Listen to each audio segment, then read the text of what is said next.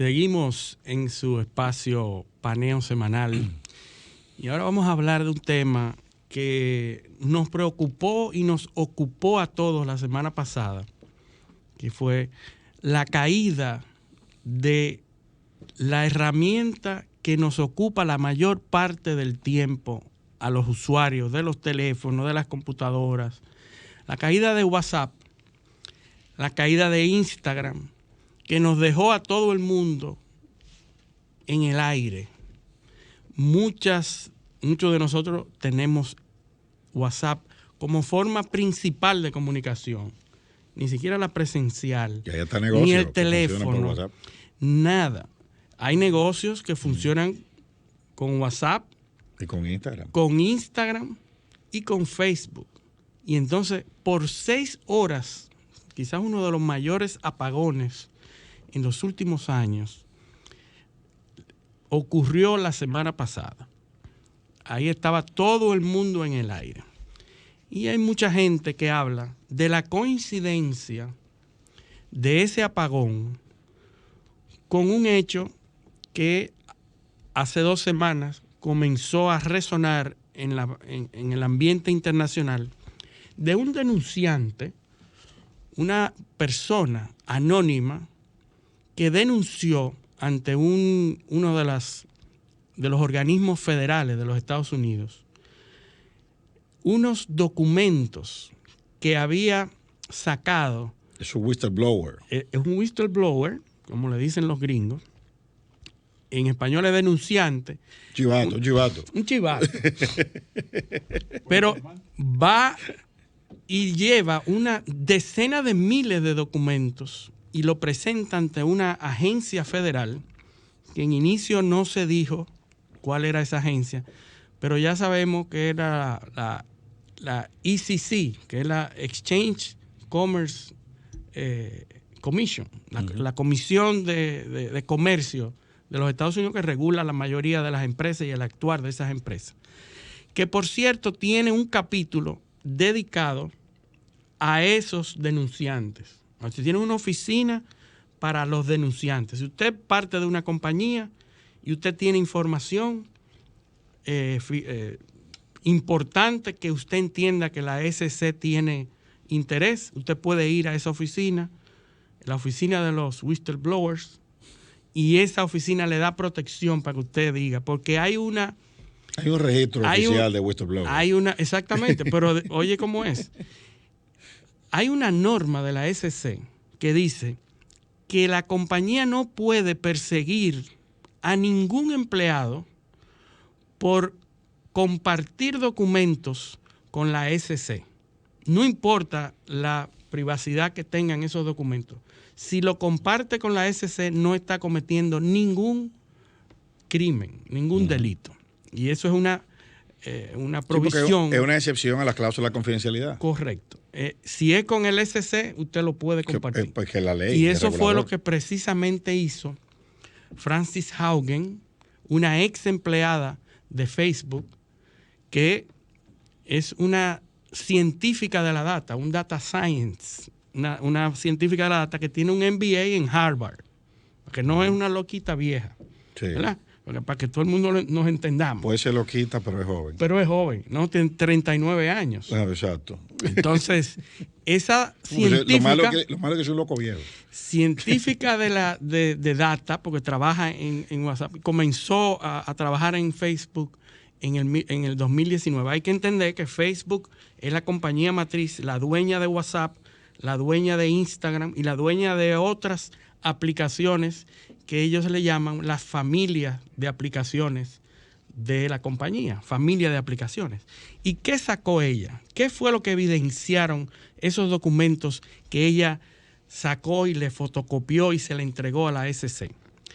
Que Facebook hizo estudios científicos que demostraban que a través de las aplicaciones de la compañía, a través de la familia de aplicaciones, el discurso del odio, desinformación, división política, incrementaban y afectaba negativamente a las sociedades en todo el mundo. Es decir, hay estudios científicos que señalan que estas familias de aplicaciones, el uso de esta familia de aplicaciones impactaba negativamente a las sociedades en el mundo. ¿Cómo? Un ejemplo, el 13.5% de los adolescentes demuestran empeorar las ideas suicidas. El 13.5 demostró que el uso de esas aplicaciones empeoraba las ideas suicidas que esos jóvenes podían tener. Pero eso se parece. Yo te vi en un video en estos días de un señor que se iba a lanzar del puente. Sí. De uno de los puentes. Sí. Y lo que la gente le decía. Se hizo viral. No, y lo que la gente le decía.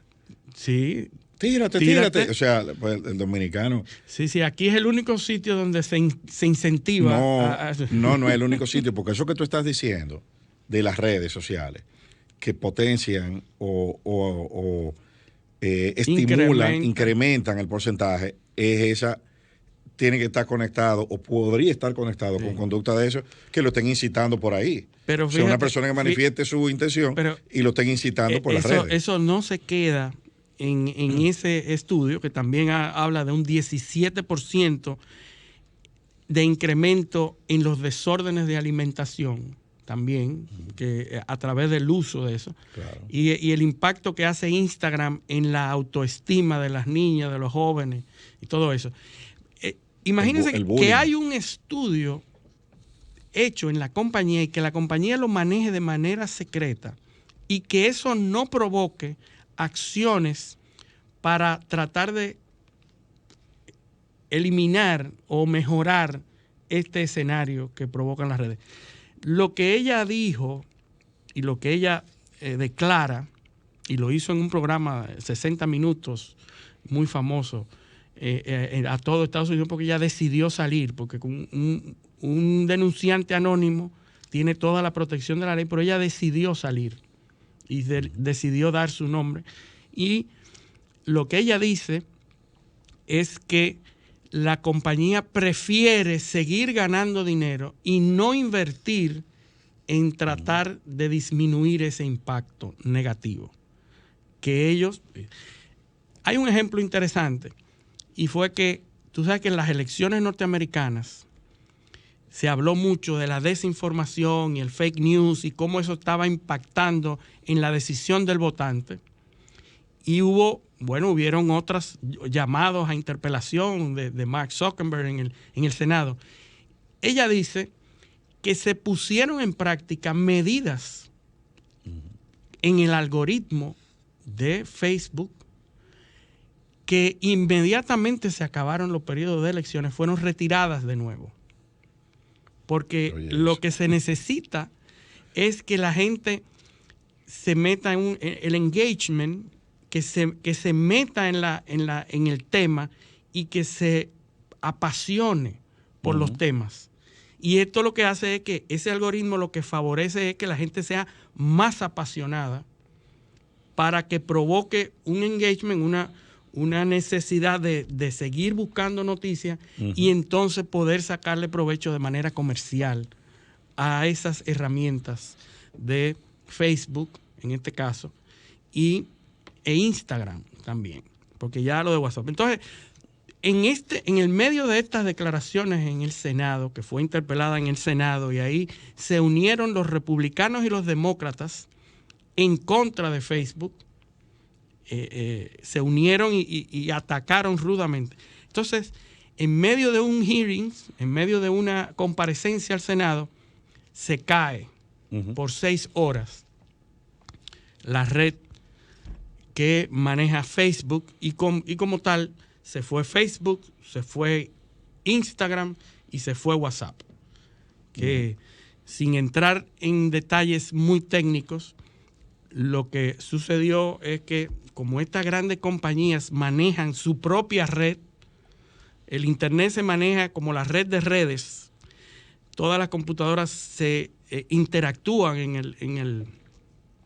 el ciberespacio, en el Internet, yo le digo a mis estudiantes de que si todas las computadoras se apagan, el Internet desaparece, porque esa es la idea. Las computadoras son clientes y al mismo tiempo mecanismos de pasar información. Así fue que el ARPA, organismo, diseñó el Internet, el protocolo TCP/IP, funciona de manera que cuando tú tumbas un nodo, los demás nodos se hacen cargo de pasar información de un nodo a otro por otra vía. Pues la lógica del Internet funciona así. Pero Facebook tiene su propia red interna, separada de muchas otras redes, que es donde se concentran los contenidos. Y para que una computadora se pueda comunicar con Facebook y sus aplicaciones, tiene que haber elementos. Primero tiene que haber un Domain Name Service, que es lo que hace que un número se traslade a un nombre, porque los humanos no manejamos bien los números, pero manejamos bien los nombres. El DNS lo que traduce es un número a un nombre, pero no solamente hace falta que se traduzca un número a un nombre, también tiene que haber protocolos que sepan cómo encauzar mi computadora hacia donde está la información que yo estoy buscando, por la vía más expedita, porque a una escala de millones y billones de usuarios, 2.400 millones de usuarios, que es el 60% de todos los usuarios de Internet en un momento determinado, son los que navegan por Facebook en un momento determinado. Para yo llegar a donde está la información que yo estoy buscando en Facebook, hace falta un protocolo que se llama BGP, que es el Border Gateway Protocol. Es un aparato, un protocolo que te dice dónde es que está Facebook y cómo llegar a donde está Facebook. Bueno, como ellos manejan su propia red, parece ser, según un comunicado de Facebook, de que por una configuración interna, los aparatos que tienen que decirle a todos los millones de usuarios dónde está Facebook, dejó de anunciar Facebook, dejó de decir dónde está Facebook.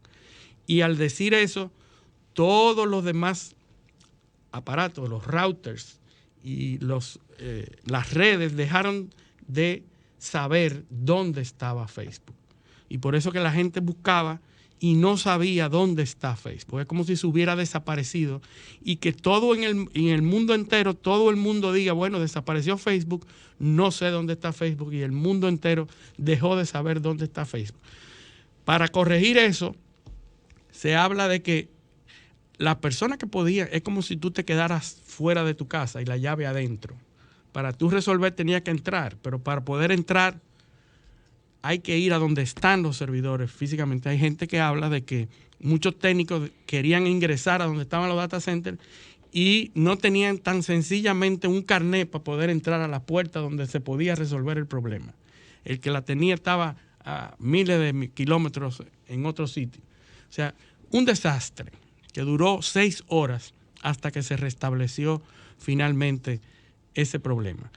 Pero vuelvo y digo, muy sospechoso que en este preciso momento donde Facebook está en sus peores momentos de imagen pública, entonces sucede esto también.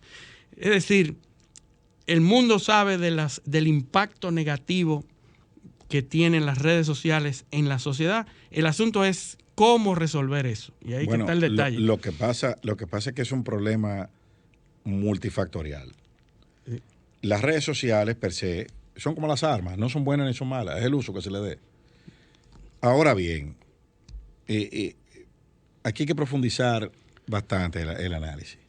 Pero yo creo que debemos darle paso al invitado para profundizar más, porque tenemos aquí porque si seguimos hablando, lo vamos a como el convidado de piedra. Sí. Nosotros tenemos aquí, señores, tenemos a Osvaldo Larancuente, que es el presidente del Internet Society, la Sociedad del Internet, capítulo República Dominicana. Él es el presidente y es el coordinador de la carrera de ciberseguridad de INTEC, De manera que si hay alguien que sabe de esto y del impacto negativo de las redes sociales en el mundo, es Osvaldo Larancuén. Bienvenido, Osvaldo. Muy buenos días. Muchas gracias, Luis, Eliseo, por darme la oportunidad de compartir con su audiencia. Sobre estos temas de tecnologías digitales, conflictos sociales en el ámbito digital, tendencias, que son básicamente de lo que el mundo está usualmente apoyado en la realidad, ¿no? Así ustedes mismos lo han mencionado. Cuando se cayó Facebook y WhatsApp, todo el mundo se puso la mano en la cabeza, ¿verdad? Porque así no es solo por los usuarios directos de la plataforma, sino por todo lo que depende de eso. Es como una bola de nieve, ¿no? Que, se cayó Facebook y toda su infraestructura, pero de repente generó mucho caos en diferentes tipos de servicios que se brindan a través de ese canal. Muchas gracias y a las órdenes. Bueno, la Internet Society trata precisamente de estos temas, del impacto del Internet en la sociedad, y no solamente el impacto, sino la importancia de hacer llegar el Internet a los más desfavorecidos, a los que no pueden acceder. Primero, ¿qué es la Internet Society? Para que nuestros oyentes sepan lo que es. Hace un rato tú comenzaste a hacer unos antecedentes que estaban muy bien formulados, ¿no? Básicamente, luego de la Segunda Guerra Mundial, los Estados Unidos comenzaron a desarrollar proyectos de investigación avanzada, que fue impulsado por el Departamento de Defensa, ¿no? DARPA, abreviado, ¿no? Y esto específicamente ocurrió a partir de 1947, cuando Rusia lanza Sputnik, ¿verdad?, al espacio, el primer satélite, y crea una alarma global. Una bomba, esto y lo otro. Después de los análisis determinaron que necesitaban involucrarse en esa carrera balística, porque era de carácter balístico inicialmente, y luego técnica. Y entonces comenzaron a desarrollar así como parecido a fondos que son fondos de innovación, para que las diferentes universidades aplicaran a problemas que ellos habían identificado, para identificar objetos voladores no identificados, que fue el radar que se creó, el uso de la fibra óptica o de la luz, ¿no?, como elemento para controlar diferentes tipos de energía, que fue la fibra óptica, los lidares y diferentes tipos de técnicas. Y dentro de esos elementos les resultaba complicado al Departamento de Defensa, localizado en Washington, darle seguimiento a las diferentes universidades, tanto en la costa este, la famosa Liga del Marfil, ¿verdad?, la Ivy League, como en la costa oeste o en el centro. Entonces, precisamente inspirados en un artículo, en un paper universitario del profesor Licklider, se inspiraron en crear esta red, que al final se llamó ARPANET, es decir, la red apoyado en conmutación, en tecnologías de conmutación de datos, porque anteriormente solo las señales eléctricas eran las que la interconectaban para darle operación local. Entonces, ¿cómo interconectarlo? Bueno, entonces ARPANET fue lo que surgió, pero cuando esos profesores universitarios salieron de esos proyectos, esos contratos, entonces formaron un grupo que se llamó el Grupo de Ingenieros de Internet, IETF. Básicamente una comunidad de científicos para trabajar esos diferentes temas. Esto evolucionó hasta que en el 91 crean una entidad que sea como interfase social con toda la sociedad, que ahí se crea Internet Society, ¿no?, que básicamente, tenemos una narrativa y una lingüística para la gran población, y son como interfaces que traducen los temas técnicos a temas en castellano o en idioma entendible por la sociedad, siendo precisamente la narrativa principal lograr que Internet sea para todos, que todos absorban eso, porque el impacto que tuvo en la colaboración entre las diferentes universidades para crear investigaciones avanzadas e impulsar la técnica fue fundamental. Clinton entonces hace público el Internet, crean la Corporación de Internet para la Asignación de Números y Nombres, que es precisamente la que gestiona los sistemas de nombre de dominio que tú mencionaste, los DNS, en el 1998, porque tenían la alternativa de crearla con la Unión Internacional de Telecomunicaciones o con Internet Society. La Unión Internacional de Telecomunicaciones en las Naciones Unidas tenía mucha influencia soviética. Por lo tanto, para prevenir que las ideas sovietizantes, ¿verdad? Sí. Debilitaran el comunismo ateo y disociador. La bestia roja. Y por el otro lado, los científicos de la IETF y de Internet Society eran científicos, eran muy técnicos, y entonces quizás no generaban. Entonces crearon una entidad de la sociedad civil en California que se llamó ICANN, o Corporación de Internet para la Asignación de Números, en el 98. Y en el 2003 y 2005 lo anuncia la Unión Internacional de Telecomunicaciones en la Cumbre Mundial de la Sociedad de la Información, ¿verdad? Que básicamente de allí salieron 3 iniciativas. Primero, que se adopten las tecnologías digitales para mejorar las capacidades de los gobiernos para brindar servicios públicos a la sociedad de una forma mucho más ágiles, ¿no? Y para eso se construye lo que se denominó la Agenda Digital desde ese entonces. Un espacio de reuniones anuales donde se converse sobre todos estos temas fuera del ámbito comercial o del ámbito político, del ámbito académico, en una conversación entre las diferentes partes involucradas, ¿verdad? Es decir, la comunidad técnica, el sector privado, los reguladores, la sociedad civil, las comunidades en sentido general. Y bueno, pues finalmente ese es el Foro de Gobernanza de Internet. Y también surgieron diferentes iniciativas y fondeos para impulsar diferentes iniciativas. Bueno, en ese tiempo, menos de 1.000 millones de usuarios accedían a Internet. Ahora, como tú mencionaste hace un rato, prácticamente el 60% de la población accede a Internet, ¿no? Estamos hablando de casi 5.000 millones de personas o 4.600 y pico de millones de personas acceden a Internet, lo que ha permitido que se convierta en una plataforma fundamental para el desarrollo. Pero antes de continuar con Internet, tenemos que hablar que Internet, como tú lo mencionaste, es una red. Se conectan las computadoras desde un punto de vista técnico, ¿verdad? Electrónico, intercambiando datos. Se necesitaba una capa que fuera más amigable para los usuarios en sentido general. Y por eso, en 1992, en 1989, se crea la Fundación World Wide Web, ¿verdad?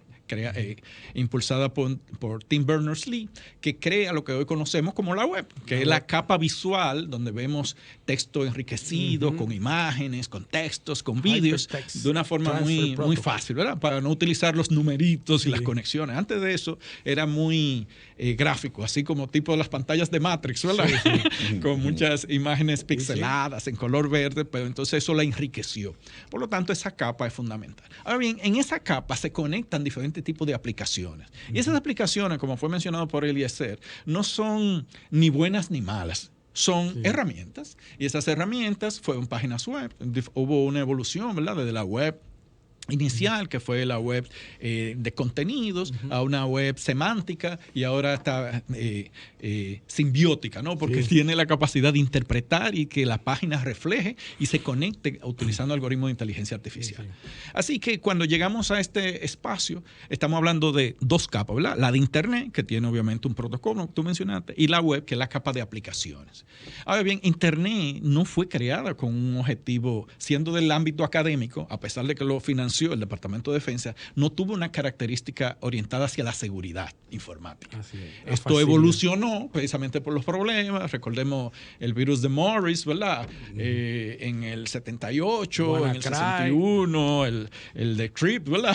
Unos iniciales. Entonces, yo estaba muy pequeño. Pero tú recuerdas una película, en el gobierno de Ronald Reagan, en el 1987, que se llamaba War Games, ¿verdad? Sí, claro, Matthew Broderick trabajaba allí como un pequeño hacker, ¿verdad? Un joven, que hacker es una palabra que inicialmente era de personas talentosas, ¿no? Que tenían la capacidad de inventar y de crear. Yo recuerdo. Sí, entonces él jugando, buscando hizo un algoritmo, ¿verdad? Para hacer llamadas a la computadora y marcar las que respondían electrónicamente, hasta que en la noche él probaba cada computadora a ver qué entraba. Y accedió a la computadora del Departamento de Defensa, ¿verdad? Del Pentágono, y comenzó a jugar con ella, pero lo más lejano que él tenía es que eso iba a activar una bomba un incidente. La guerra termonuclear global. Bueno, pues se dice... Me acuerdo del término, me impactó mucho. Bueno, pues se dice que ese fin de semana estaba Ronald Reagan en Camp Davis, ¿verdad? En el centro vacacional de la presidencia, que están allí, y se presentó el lunes y convocó a su equipo de staff y le preguntó, venga acá, y lo que parece en esa película se puede hacer. Y la realidad es que la investigación demostró que esa película fue de maldad creada por eso, por los técnicos que no eran escuchados por los diferentes departamentos de seguridad sobre ese tema, sobre ese incidente. Entonces, los guionistas documentaron la realidad de lo que ocurría y todos silenciosos llamaron al de cómputo. Y el de cómputo, sí, es así. Entonces, a partir de ahí comenzaron como algunos, tú sabes que los gobiernos son de corto plazo. Sí. 4 años, 5 años. Entonces, sí, la orden, cuando llegaba el otro, no entendía nada, hasta que ocurría un incidente, este tipo de cosas, y lo reactivaban. Es a partir de los 90, cuando, luego de que termina la Guerra Fría en el 89, que los rusos, los chinos, en el Consejo de Defensa, solicitan la creación de un grupo de expertos gubernamentales para analizar cuál es el impacto de las tecnologías de la información y comunicaciones sobre la seguridad internacional, ¿no? Y comprendamos que hay 2 variantes de este tema de seguridad. Uno, informacional, propaganda, informaciones que pueden afectar, ¿verdad? Desinformar. Y lo otro, de incursiones, de injerencia dentro de los espacios donde está guardada la información para esos fines. Así que a partir de ahí se utiliza el término seguridad de la información, ciberseguridad o ciberseguridad cibernética, atacando los diferentes ámbitos. Y es recientemente, como tú mencionas, que las redes sociales, a través de esa capacidad de amplificar y de crear la información, apoyando en la libertad de expresión, ¿verdad?, ha dado a la sociedad una capacidad de expresarse, comunicarse y crear contenidos. Sí, vamos a ir a una pausa y cuando regresemos, yo quiero saber cuál es el rol de Internet Society en esto, en el abordaje de estos problemas que afectan a las sociedades, los problemas del uso masivo de las redes sociales y el uso de los algoritmos que nos están incitando a conductas no tan positivas. No, y en adición a eso, que analicemos unos fenómenos coyunturales que se están dando, que están de una forma u otra impactando y cambiando el uso de Internet y el comportamiento de la redes. De la gente. Pero eso lo vamos a hacer cuando volvamos de la pausa. Esto es Paneo Semanal. No le cambien. Paneo, paneo, paneo. Sol 106.5, una estación del grupo RCC Miria. Cuando me levanto, el sol me alumbra en la mañana, me tomo mi café del campo, con cristal de cristal.